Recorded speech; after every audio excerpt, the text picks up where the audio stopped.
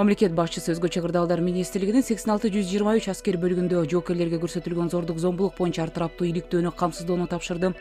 Садыр Жапаров белгилегендей, аскердик кызматтын ар намысына шек келтирген, элдин ишенимин кетирген учурлар жол берилгис болушу керек. Ал эми тасмадагы окуядагы күнөөлөрдү мыйзам чегинде катуу жоопко тартыш керек деген пикирде. Садыр Жапаров бул окуяга байланыштуу жүктөлгөн милдеттерин тийиштүү аткарбагандыгы үчүн өзгөчө кырдаалдар министри Бообек Ажекеевге катуу сөгүш берген.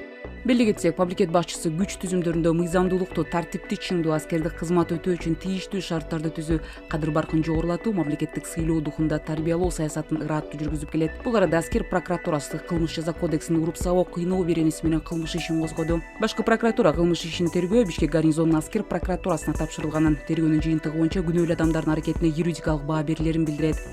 Белги кетсек, буга чейин өзгөчө кырдаалдар министрлиги аталган окуя ушул жылдын февраль айында болгонун жана жарандык кызматтык жоопкерчиликти бузган кызматкерлер жумуштан бошотулгандыгын билдирген.